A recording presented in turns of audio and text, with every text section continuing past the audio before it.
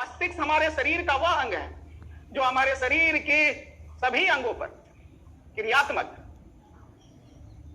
समन्वय स्थापित करता है।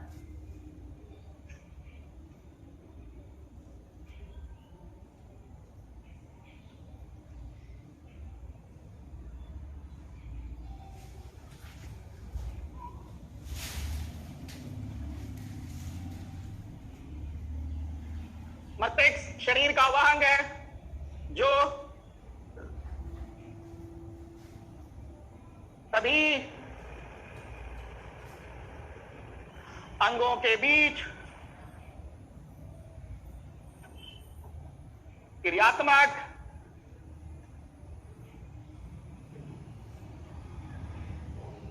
समन्वयन, जिसका अंग्रेजी होता है फंक्शनल कोऑर्डिनेशन,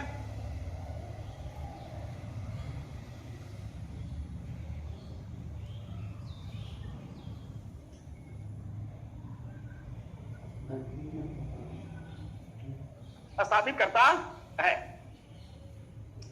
मस्तिष्क शरीर का वह अंग है जो सभी अंगों के बीच क्रियात्मक समन्वयन, क्रियात्मक समन्वयन का मतलब क्या होता है, जिसको अंग्रेजी में हम लोग फंक्शनल कोऑर्डिनेशन कहते हैं। इसका मतलब यह होता है कि अगर हमारा एक अंग काम कर रहा है तो वो अंग कैसे काम करे और उस अंग से रिलेटेड बाकी जो अंग है उसको कोऑर्डिनेट करे, उसके बीच समन्वय स्थापित करे, उसको सहयोग करे।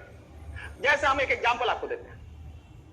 अगर आप भोजन को हाथ से उठाकर मुंह की ओर ले जाते हो तो देखोगे क्या कि भोजन जैसे ही उठाया हमने और उठाकर जैसे मुंह की ओर लेते गए अपने आप मुंह खुल जाता है।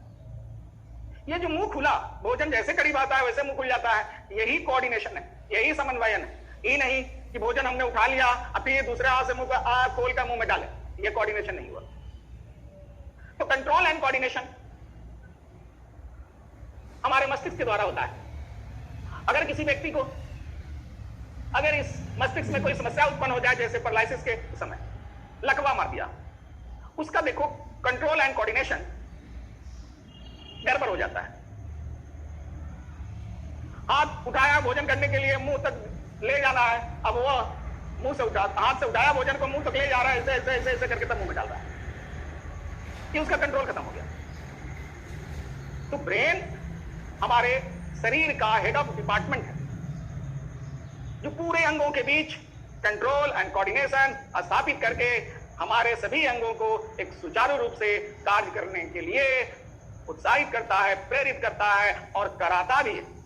अगर ब्रेन काम ना करे,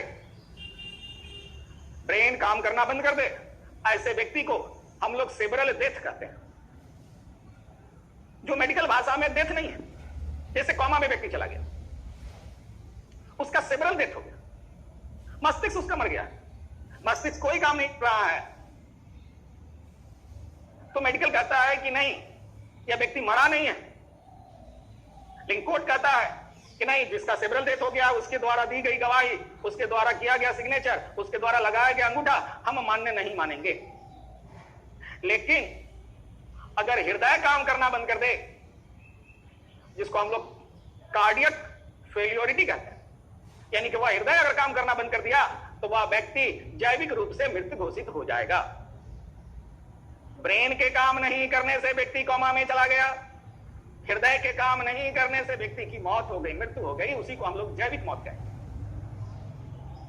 तो मस्तिष्क अगर काम नहीं करे तो वह सेरेब्रल डेथ है, जैसे कोमा में जाना। पार्शियली अगर काम नहीं करता है तो लकवा हो जाना।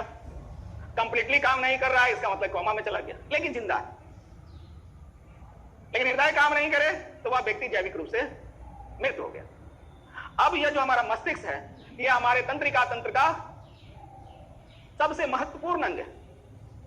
हमारे तंत्रिका तंत्र में जो केंद्रीय तंत्रिका तंत्र है, जिसको सेंट्रल नर्वस सिस्टम कहते हैं, यह सेंट्रल नर्वस सिस्टम का बहुत इंपॉर्टेंट भाग है। सेंट्रल नर्वस सिस्टम में दो भाग होते हैं, एक भाग को हम ब्रेन कहते हैं और दूसरे भाग को स्पाइनल कॉर्ड कहते हैं। ब्रेन को हिंदी में मस्तिष्क कहते हैं और स्पाइनल कॉर्ड को हिंदी में मेरुरज्जु कहते हैं। ब्रेन हमारे खोपड़ी में अवस्थित है, मस्तिष्क हमारे खोपड़ी में अवस्थित है और स्पाइनल कॉर्ड हमारे रीढ़ के हड्डियों में अवस्थित है। तो ये मान लिया जाए कि यह हमारी खोपड़ी है, और इस खोपड़ी में हमने ये जो आपको दिखाया यही हमारा ब्रेन है, और ये गर्दन है, और इस गर्दन से मान लो कि ये हम लोग का रीढ़ की हड्डी हो गई।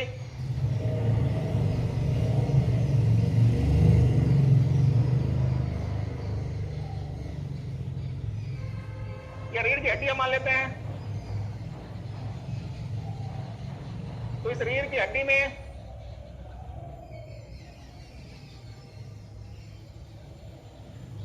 ये जो देख रहे हैं ये वाली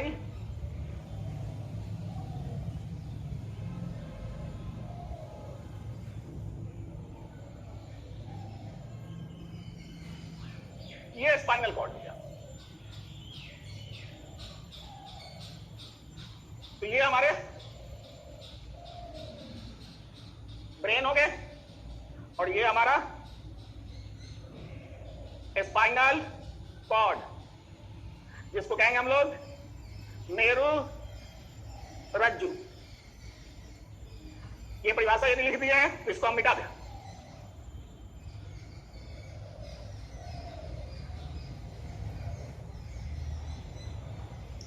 अब आप देखिए कि यह जो ब्रेन है, इस ब्रेन में कितने भाग बने। तो सबसे पहले हम आपको बता दें कि ब्रेन हमारा कहां है, तो खोपड़ी में, और जिस खोपड़ी में यह अवस्थित होता है उस सॉकेट को क्या कहेंगे? ये एक सॉकेट है जो हड्डियों का बना हुआ है, और उस हड्डी में, वो जो हड्डियों का बना हुआ है उसमें 8 हड्डियां शामिल हैं।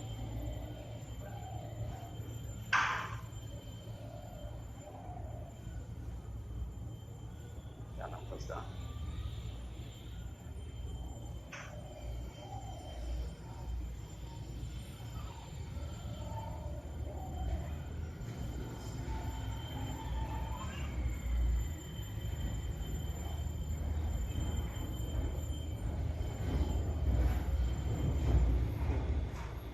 ना कोई प्रॉब्लम।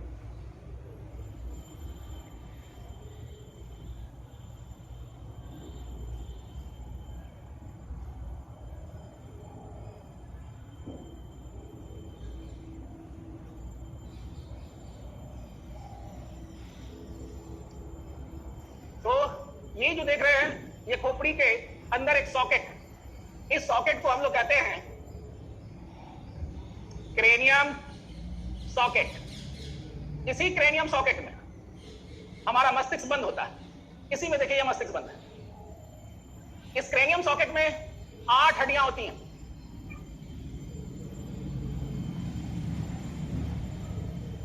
और ठीक इस हड्डी के अंदर एक पतली झिल्ली होती है। एक पतली सी देखिए झिल्ली है,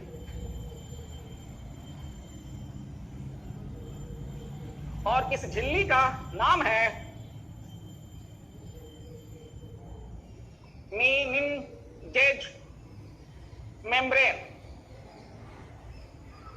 हमेशा याद रखिएगा, मस्तिष्क के बाहर एक पतली झिल्ली है, उस झिल्ली का नाम मेनिंजेज मेम्ब्रेन है, और मस्तिष्क जिस हड्डी के सॉकेट में बंद है उस सॉकेट का नाम क्रेनियम सॉकेट। और झिल्ली और मस्तिष्क के बीच में, झिल्ली और मस्तिष्क के बीच में एक फ्लूइड पाया जाता है, एक तरल पदार्थ पाया जाता है। उस तरल पदार्थ का नाम मेनिंजेज फ्लूइड है। हिंदी इसका वही होता है मेनिंजेज तरल, और इसका हिंदी हो जाएगा मेनिंजेज झिल्ली। तो ब्रेन जिस खोपड़ी के सॉकेट में अवस्थित है उसका नाम है क्रेनियम सॉकेट, और क्रेनियम सॉकेट के बाद एक पतली झिल्ली है जिस झिल्ली का नाम है मेनिंजेज मेम्ब्रेन, और मेनिंजेज मेम्ब्रेन और ब्रेन के बीच में एक तरल पदार्थ पाए जाते हैं जिसका नाम है मेनिंजेज फ्लूइड या मेनिंजेज तरल पदार्थ या मेनिंजेज तरल। अब ये खोपड़ी में जो ये 8 हड्डी है, ये सुरक्षा का काम किया, झिल्ली भी सुरक्षा का काम किया, और जो ये तरल पदार्थ है यह शॉक ऑब्जर्वर का काम करता है, जिसको आप शॉकर कहते हैं। आप गिर गए, ब्रेन खोपड़ी से टकराया नहीं, हड्डी से नहीं टकराया। इसका कारण यही है कि खोपड़ी और मस्तिष्क के बीच में एक तरल पदार्थ है जो झटका को रोक लेता है, शॉक को ऑब्जर्व कर लेता है, इसलिए वह शॉक ऑब्जर्वर का काम करता है। आपने सुना होगा कि मेनिंजाइटिस नामक एक मस्तिष्क में रोग होता है जिसको मस्तिष्क ज्वर भी कहते हैं, जो एक वायरल डिजीज है। तो मेनिंजाइटिस नामक जो रोग हुआ इसी झिल्ली में संक्रमण हो जाने के कारण उत्पन्न होता है, इसी में होता है। और आप कहते हैं कि हमारा सिर दर्द कर रहा है, तो सिर में जो दर्द उत्पन्न होता है, दर्द के कई कारण होते हैं। एक कारण यह भी है कि यदि आपके इस फ्लूइड में अगर तरल पदार्थ की सांद्रता कम हो गई तो सिर भारी रहेगा, सिर में दर्द रहता है। तो ये उनका काम है। अब रही बात हमारे इस मस्तिष्क का वजन कितना है।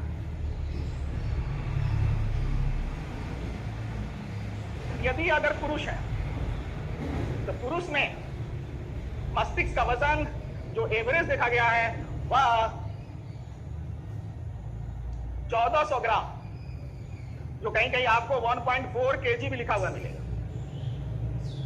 यदि महिला है तो मस्तिष्क का वजन 1350 ग्राम। अब कहोगे कि भाई ये वजन कम और ज्यादा क्यों? तो ये कम और ज्यादा जो निर्भर करता है वह शारीरिक रचना पर निर्भर करता है।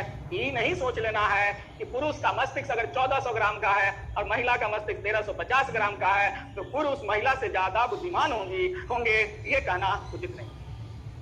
आपका मस्तिष्क वजन से बुद्धिमान नहीं होता, आपके मस्तिष्क बुद्धिमान तब होंगे जब आप उसका उपयोग अधिक से अधिक करें। जैसे आपके मोबाइल में बहुत सारे ऐप्स डाउनलोड किए हुए हैं, तो आपको सभी ऐप्स पर काम करने अगर आएगा तो आप एक इंटेलिजेंट पर्सन। मोबाइल में बेसिक ऐप्स डाउनलोड रहता है लेकिन सभी को उस पर काम करने नहीं आता। लेकिन जो उस मोबाइल को बार बार यूज करता है, जो स्मार्टफोन आपके पास आ गया है, इस स्मार्टफोन को यदि आप बार बार यूज करते हो, बहुत सारे ऐप्स पर काम करते हो, तो आप इंटेलिजेंट पर्सन कहलाते हो। और केवल इनकमिंग आउटगोइंग के लिए यूज करते हो तो फिर वो स्मार्टफोन नहीं रह गया, वो एक साधारण फोन है। तो उसी तरह से हमारे मस्तिष्क का हाल, हमारे मस्तिष्क में बहुत सारी चीजें रखी है, बहुत चीजें। अब आप इसका उपयोग करोगे तभी ना होगा। अधिक से अधिक उपयोग कीजिएगा, अधिक से अधिक इंटेलिजेंट बनिए। तो मस्तिष्क के वजन से नहीं जाना है, मस्तिष्क को आप कितना यूज करते हो। और यूज में एक बात याद रखिएगा कि ऑलवेज आपका यूज पॉजिटिव होना चाहिए। थिंकिंग दो प्रकार के होते हैं, एक पॉजिटिव थिंकिंग और एक निगेटिव थिंकिंग। पॉजिटिव थिंकिंग वाले इंटेलिजेंट कहलाते हैं और नेगेटिव थिंकिंग वाले वही जाकर एक दिन फ्रस्ट्रेशन में चले जाते हैं। तो ऑलवेज पॉजिटिव थिंकिंग को रखो। नेगेटिव थिंकिंग केवल अगर मस्तिष्क में आता है तो समझो कि वो एक फ्रिक्शन का काम कर रहा है। आएगा, आप माना है, आप में नेगेटिव थिंकिंग आएगा, लेकिन उस नेगेटिव थिंकिंग को हम हावी नहीं होने देंगे, उसको एज ए फ्रिक्शन, एक घर्षण के रूप में काम करेंगे, क्योंकि बिना घर्षण का कोई भी गति प्रदान नहीं। लेकिन घर्षण पर ही हम दिमाग लगाने लगेंगे तो पता चला कि हमारी गाड़ी चलेगी नहीं। तो मस्तिष्क में वही बात आती है, ऑलवेज अच्छी बात सोचिए, पॉजिटिव बात सोचिए। और बहुत सारे ऐप्स पर अगर आप काम करते हैं तो हम आपको एक और बात बता दें कि 15 जून से हमने एक और ऐप्स पर काम कर रहे हैं जिसमें बायोलॉजी को बेसिक से लेकर हायर तक लेकर चले गए हैं। ऐसे व्यक्ति अगर चाहते हैं कि उस ऐप्स पर जाकर हम पढ़ना चाहें तो आप अवश्य पढ़ें और अधिक से अधिक पढ़ें। और उस ऐप्स का नाम है स्टडी ऑन। उस पर आप भी देखकर पढ़ सकते हैं, बहुत सारे ऐप्स पर आप पढ़ाई कर सकते हैं। अभी विद्या एजुकेशन में पढ़ रहे हो तो विद्या एजुकेशन पर पढ़ो, लेकिन अगर आपको इच्छा हो रही है कि नहीं हमको स्टडी मॉल में भी जाकर सर से पढ़ना है, आप पढ़ सकते हैं। अधिक से अधिक पढ़ने से आपके दिमाग में अच्छी बात आएगी, अच्छी नॉलेज मिलते जाए।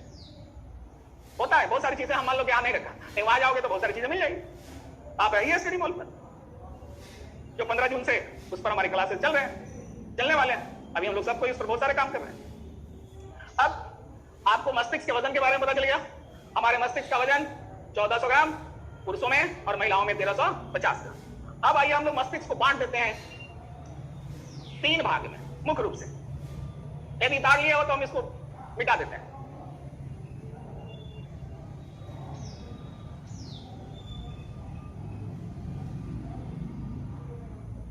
हमेशा ध्यान रखिएगा, जब भी पढ़ने बैठिए तो कलम कॉपी साथ में रखिए, इंपॉर्टेंट बात को लिखते जाइए। और आपको अगर परेशानी होती है तो हमने आपको बता दिया था कि आप हमारे नंबर पर संपर्क स्थापित कर सकते हैं, जो 99348788 301 है, और हमने देखा कि कुछ बच्चों ने जो अपनी समस्या बताई, मैंने उसको दूर करने का प्रयास कर रहे हैं। आप अपनी समस्या हमको नहीं बताइएगा, हम कैसे दूर करेंगे? हम कैमरा को विद्यार्थी मानकर पढ़ा रहे हैं, लेकिन कैमरा रिस्पॉन्स नहीं देगा, आप रिस्पॉन्स देंगे, और आपका रिस्पॉन्स हमको इस नंबर पर मिलेगा। व्हाट्सएप के द्वारा आप आइए, हमको दीजिए, बताइए कि हाँ सर हमको ये बात समझ में नहीं आई, एक बार और बता दीजिएगा, नेक्स्ट क्लास में जरूर बताएंगे, क्योंकि मेरा उद्देश्य पढ़ाना नहीं, आपको सिखाना है। आप नहीं सीखेंगे, मेरा फायदा क्या है? तो हम अपने फायदे की बात सोचते हैं कि हमारा विद्यार्थी पढ़े, और पढ़ने के लिए इस पर आइए। अब आइए पार्ट्स ऑफ ब्रेन की बात करते हैं।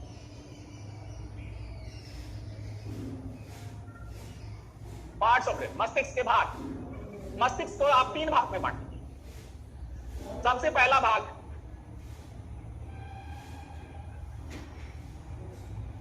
Cerebrum, cerebral, cerebellum. इसको याद करने के लिए हमने आपको कहा था कि इसको याद कर लोगे साहब, रम, रेल, लम, रम रेल लम। ये जो सेरिब्रम है, सेरिब्रेल है और सेरिबेलम है, इसको आप कहिए अग्र मस्तिष्क। यह मस्तिष्क का ये वाला भाग,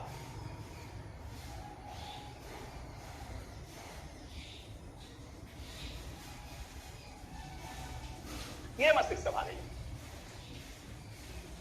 जो हमारे मस्तिष्क का ये सबसे बड़ा भाग है। यही कारण है इसका नाम विरहद, विरहद या मस्तिष्क कहा जाता है। इस मस्तिष्क से कौन सा काम होगा? तो जितने भी इंटेलिजेंट वर्क, जितने भी चेतन से संबंधित कार्य, सारे कार्य का यह सेंटर है, सभी काम को यही करता है। जैसे चिंतन, सोचना, शिक्षण, लर्निंग, स्मरण, याद करना, विस्मरण, भूल जाना,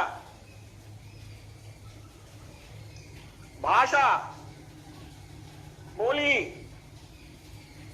ये सारे के सारे काम हमारा अग्र मस्तिष्क करता है। और ये जो अग्र मस्तिष्क है, ये अग्र मस्तिष्क हमारे शरीर का, सॉरी हमारे मस्तिष्क का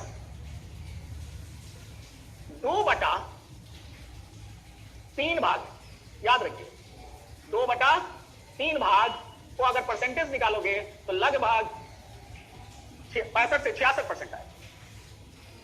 तो इतना बड़ा भाग हमारा यह मस्तिष्क है, जिसको हम लोग सेरिब्रम कहते हैं। इसके बाद ये ब्रेन आता है, जो आपका ये है, यह ब्रेन कहलाएगा मध्य मस्तिष्क, मिडिल ब्रेन, जिसको हम लोग कहते हैं मध्य मस्तिष्क, या इसको लघु मस्तिष्क भी कहते हैं।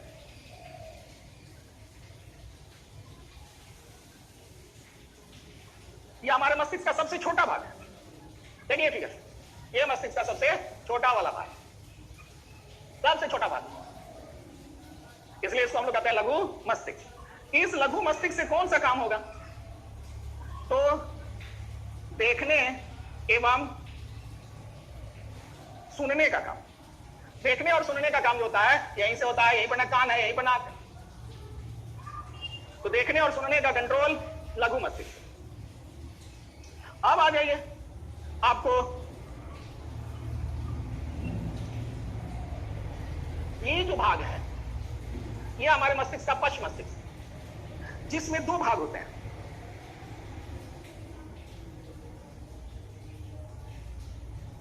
यानी कि सेरिबेलम को 2 भाग में बांट दिया।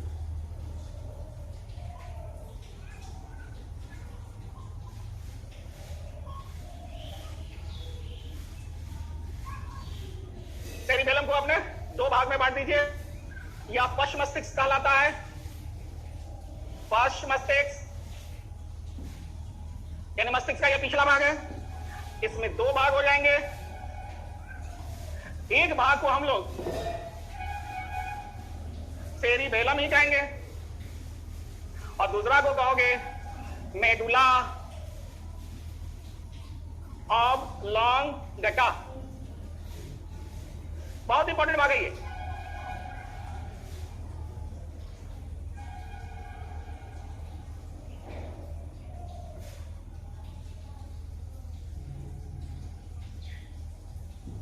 इस भाग से आप देखिएगा क्या कि यह भाग हमारे शरीर की ऐच्छिक मांसपेशी,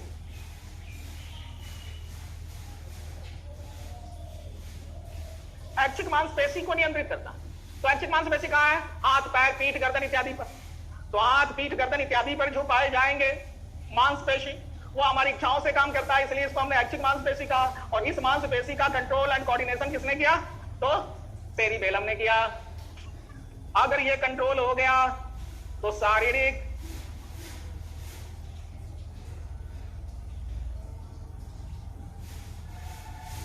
संतुलन बना रहेगा। तो ऐच्छिक मांसपेशी को कंट्रोल करना, शारीरिक संतुलन को बनाए रखना, इसी सेरिबेलम का काम है। अगर कोई शराब के नशे में आता है, उस शराबी का शारीरिक संतुलन बिगड़ जाता है, चलता है, पैर लड़खड़ाता है, बोलता है, जबान लड़खड़ाता है, जीभ लड़खड़ाने लगता है, आवाज स्पष्ट नहीं आती। इसका मतलब है कि शराब का जो नशा है वह हमारे सेरिबेलम को प्रभावित किया। ये जो मेडुला ऑब्लोंगेटा, ये वाला भाग हो गया जो स्पाइनल कॉर्ड से कनेक्टेड है। अब इसका काम क्या है भाई मेडुला ऑब्लोंगेटा का? तो इसका काम है अनैच्छिक मांस पेशियों को नियंत्रित करना। अब अनैच्छिक मांसपेशी कहां पाई गई? तो हमारे हृदय में, श्वसन नली में, श्वसन से संबंधित जो अंग है उसमें पाया गया। तो इसका मतलब है हमारे पाचन अंग में, हमारे पाचन के जितने भी एक अंग है उस सब में ये पाए गए। तो नतीजा क्या निकला कि यह भाग जो होता है हमारे श्वसन की दर, हृदय की धड़कन, भोजन निगलने या उल्टी करने की क्रिया का नियंत्रण करेगा।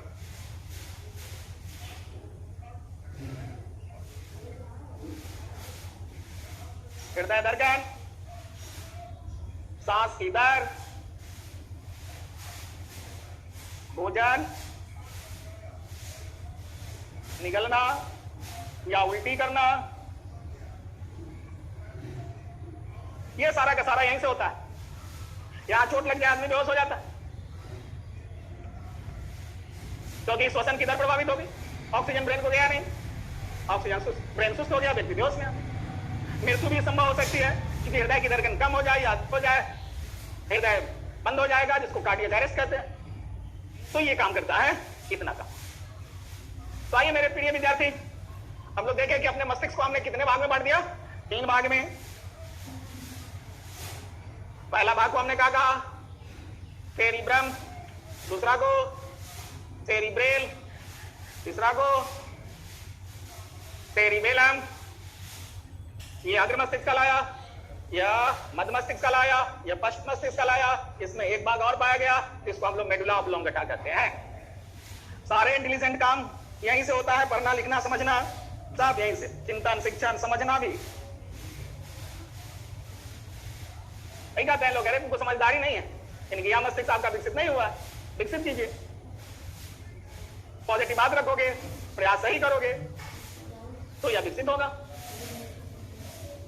अब यदि आपने इसको उतार लिया है तो अगली बात हम आपको एक चीज और बता दें, इसको मिटा देते हैं।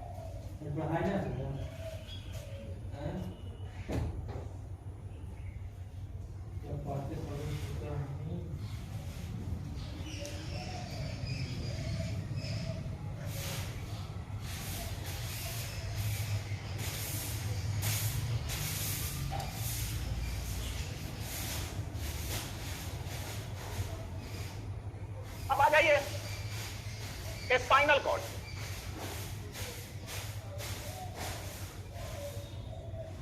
इस स्पाइनल कॉर्ड को हम लोग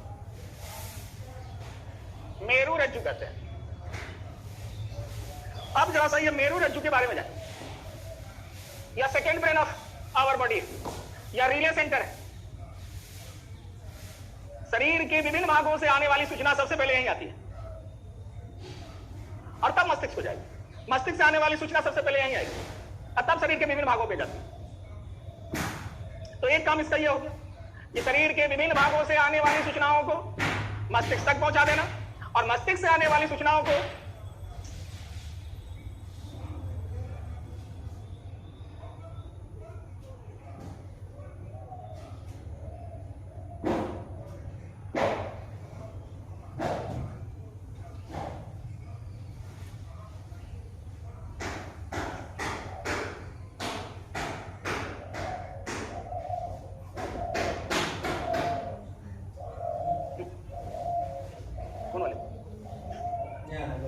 सब चीज बड़ा दिक्कत होगा। आइए स्पाइनल कॉर्ड के बारे में बता दें।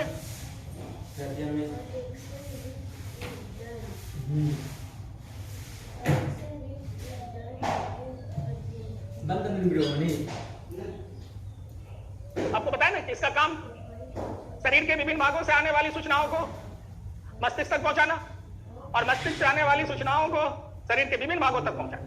एक काम ये है उसका हो गया।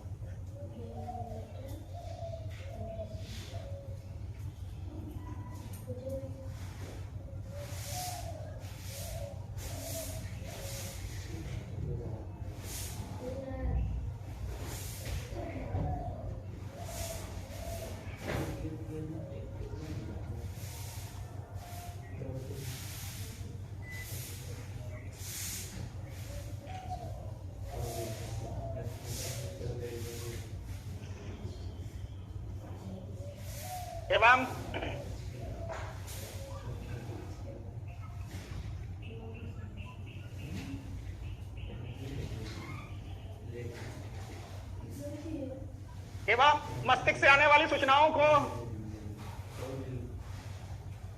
शरीर के विभिन्न भागों तक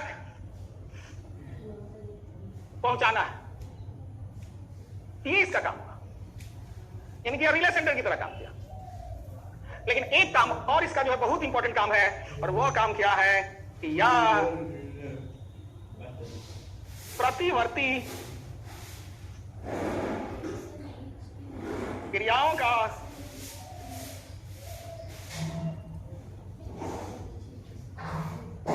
निष्पादन करता है। यानी प्रतिवर्ती क्रियाएं जो हमारे शरीर में होती है, जिसको हम लोग कहते हैं रिफ्लेक्स एक्शन।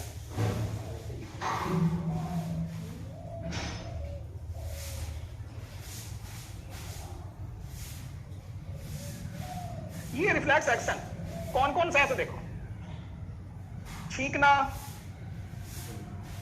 उबासी लेना,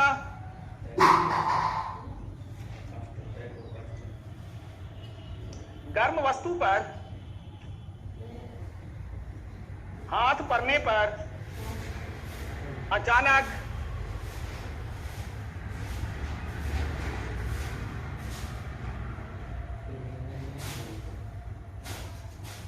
हाथ हटाना, ये सारी जो क्रियाएं होती हैं जो आपके कंट्रोल में नहीं है, ब्रेनों को नहीं पता चलता। आप कभी सोचो, आप ध्यान दीजिएगा, ठीक आने से पहले आंख बंद हो जाती है। किसी आदमी को आंख खोलकर आज ठीक करते नहीं देखा हो। अब रिफ्लेक्स एक्शन क्या है उसके बारे में थोड़ा सा जानें। क्रियाएं हमारे शरीर में दो प्रकार की होती है। एक क्रिया के पहले अनुभव होगा तब हम एक्शन करते हैं।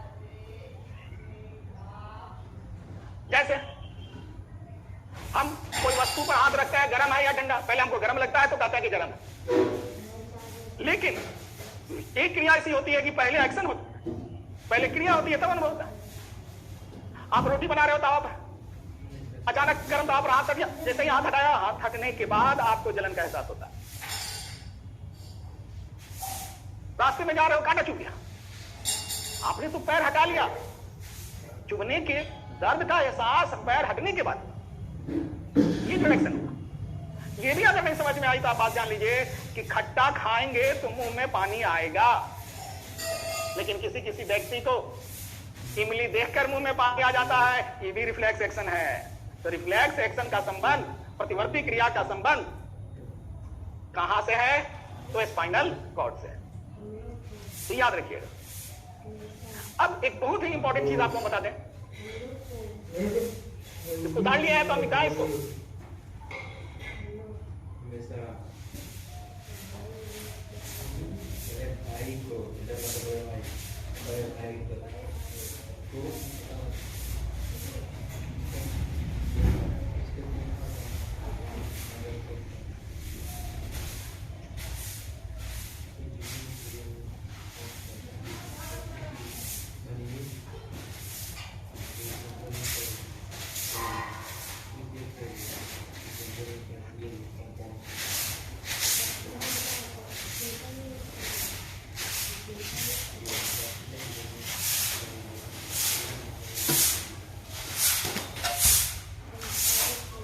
ये मान लिया मस्तिष्क,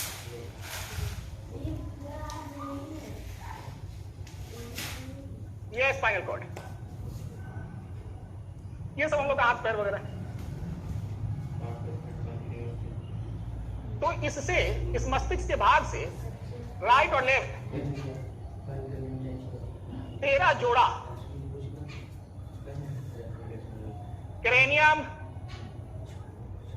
नर्व्स निकलते हैं, एक तार की तरह निकलता है, इसको हम लोग कहते हैं क्रेनियम नर्व्स। और इस स्पाइनल कॉर्ड से इस टाइप का 31 जोड़ा स्पाइनल नर्व्स निकलते हैं।